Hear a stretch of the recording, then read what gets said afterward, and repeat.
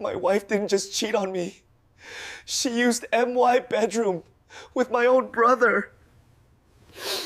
3 days before Christmas, the world around me felt hollow. My parents had passed away earlier that year, leaving a silence so deep that even the hum of the heater sounded lonely. After retiring from 40 years as an auditor, I thought I'd finally rest. Instead, I wandered through the house like a guest in a museum of my own life. I decided to look for old Christmas decorations, anything to distract myself. That's when I found it, buried at the back of a drawer in my study, a burgundy notebook. My wife Rachel's handwriting filled the pages. At first, I thought it was a journal, maybe with grocery lists or reminders. But when I opened it, the first page read, "Why does he breathe so loud?" The next one said, "That pathetic sweater makes him look older than he is." Page after page, 57 entries of insults I remembered hearing over the years, spoken in public, now recorded privately like trophies. The discovery didn't shock me. I'd felt something shifting in our marriage long before the notebook. The way she talked to me, the way she dismissed me in front of others, I had learned to live in that quiet humiliation. But I was an auditor. Patterns were my native language. Her notebook wasn't just petty cruelty, it was evidence. Evidence of someone who no longer cared if her mask slipped. So I began keeping records of my own. I started with her credit card statements.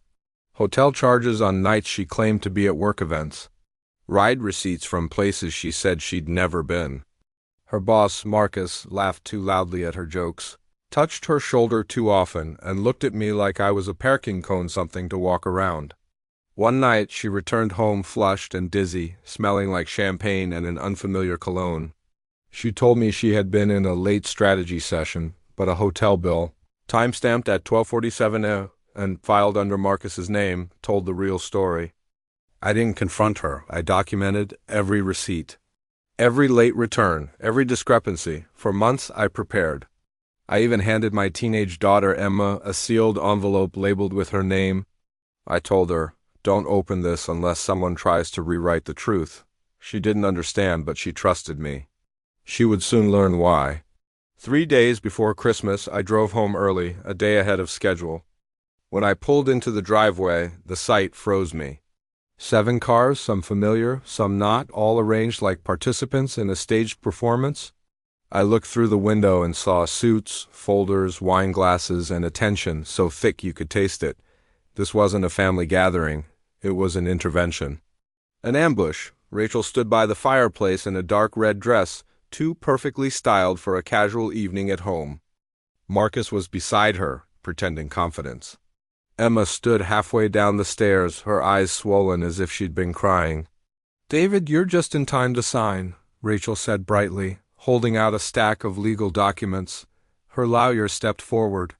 "We're ready when you are." My own lawyer, Wilson, a man who had assured me everything was routine, stood in a corner looking defeated. I realized he hadn't been incompetent. He'd been strategically excluded from their plan. They expected me to crumble, to sign everything away. I took the pen, looked at Rachel, and said softly, "You always hated surprises." Then I signed not their document, but the notarized version I had prepared months earlier. Confusion erupted. Patterson, her lawyer, flipped through the pages frantically. "This isn't the same agreement," he said. "No," I replied, placing my own folder on the table. "This one is legally binding." I revealed the trust clause Rachel had conveniently ignored, the one that protected our marital assets from misrepresentation, a clause she'd violated repeatedly. Then I turned to Marcus and placed a small black box in his hands. Inside were 2 flash drives, one red, one silver. The red one held an audit trail. The silver one held compliance logs. I had it all: hotel receipts, unauthorized expenses, calendar discrepancies, keycard entries of him and Rachel accessing the same suite. Marcus turned pale. "You can't prove intent," he whispered. "I don't need to," I said. "Your board of directors received copies of these files this morning." Suddenly, phones started buzzing all around the room, his assistants, even Patterson's. One voice on speakerphone said loudly enough for everyone to hear, "We've been served." Rachel's perfect mask finally cracked. Marcus collapsed into a chair. Emma ran upstairs. Their carefully curated ambush had just flipped. The predators had become the prey. As the shouting intensified in the living room, Emma returned and pulled me aside, trembling. "She told me you wanted to leave us," she whispered. "But then, I found the video you left hidden on my phone." I froze. She had seen it. The video where I explained everything, just in case my evidence was erased or twisted. The spreadsheets, the recordings, the hotel footage. My voice, quiet and tired, saying I wasn't angry, only sad. "You said you'd always be my dad, no matter what Mom said," she whispered. That mattered more than anything. I hugged her. We didn't need any more words. Meanwhile, the chaos in the living room reached its breaking point. Marcus received another call from his corporate board. His voice cracked as he read the message aloud. "Contract suspended. Internal investigation opened." He looked at me with hollow dread. "What did you do?" I answered calmly. "I checked the receipts." The room fell silent. I walked over to the fireplace and threw Rachel's fabricated divorce papers into the flames. The paper curled around the lies she'd woven for years. No one stopped me. They all finally understood. I wasn't the passive husband they thought I was. I wasn't the man who ignored whispers, late nights, and smirks. I was the auditor she'd underestimated, the man who noticed everything. When I stepped outside, I didn't slam the door. I didn't even grab a coat. The winter air felt honest.